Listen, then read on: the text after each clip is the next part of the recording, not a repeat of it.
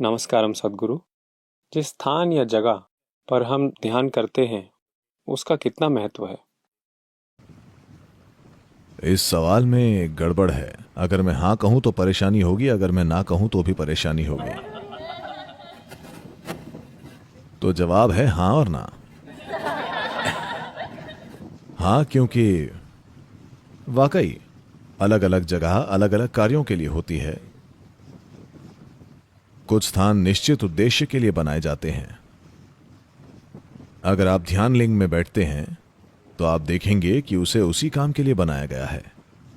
या यह भी हो सकता है कि कुछ खास लोग या परिस्थितियां ऐसी रही हों जिन्होंने कुछ जगहों को पूजनीय बना दिया है।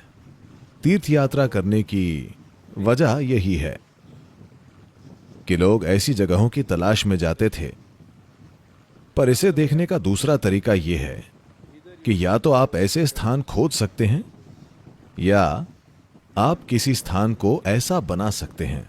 मुझे दूसरा विकल्प अच्छा लगता है, पर उसके लिए आपकी उपस्थिति असरदार होनी चाहिए। उपस्थिति असरदार होना यानी ये एक आसान व्यवस्था है। You have three dimensions of yourself right now. It can be further divided, but basically you have a physical body. अभी आपके 3 आयाम हैं, इसे और बांटा गया है, पर मूल रूप से आपके पास एक भौतिक शरीर है, आपके पास विचार और भावना की मानसिक संरचना है और आपके पास ऊर्जा शरीर है। इन 3 आयामों में कुछ कर्मों की छाप मौजूद है। इस कर्म की छाप के आधार पर आपका शरीर एक तरह से व्यवहार करता है, आपका मन दूसरे तरीके से व्यवहार करता है, आपकी ऊर्जा अलग तरीके से व्यवहार करती है। एक ही स्थिति में अलग अलग लोग अलग अलग व्यवहार करते हैं। सभी आयाम, शरीर अलग बर्ताव करता है, मन अलग और ऊर्जाएं अलग बर्ताव करती हैं। अब एक तरह से हम ये देख रहे हैं, शांभवी मुद्रा प्रैक्टिस से लेकर हम यही देख रहे हैं कि इन्हें फिर से ऐसे व्यवस्थित करें कि पहली चीज हमेशा जीवन ऊर्जा हो। आपके जीवन में सबसे प्रभावशाली शक्ति आपका शरीर नहीं है, क्योंकि अगर शरीर प्रभावशाली शक्ति है तो ये अपनी छोटी छोटी मजबूरी भरी चीजें करेगा और वो बस यही कर सकता है। अगर मन सबसे प्रभावशाली शक्ति हो तो ज्यादातर समय आप अनजाने में कुछ भी करते रहेंगे, ठीक है? आप हमेशा आजादी के बारे में सोचते रहेंगे और जिस समाज में आप रहते हैं उसी की नकल करेंगे। बस यही होगा। हाँ, या तो आप उसकी नकल करेंगे या आप रिएक्ट करेंगे। दोनों तरह से आप अपने आसपास की चीजों के गुलाम हैं, क्योंकि मन ऐसा ही करता है। तो आपको खुद को ऐसे व्यवस्थित करना होगा कि आपका जीवन या जीवन ऊर्जा आपके जीवन में पहली चीज हो।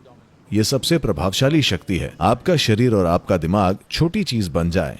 अगर ये एक चीज हो जाए तो जगह मायने नहीं रखती। आप जहां बैठे वो ठीक है, आप जहां बैठे वो एक महत्वपूर्ण जगह होगी, क्योंकि आपका जीवन महत्वपूर्ण हो गया है।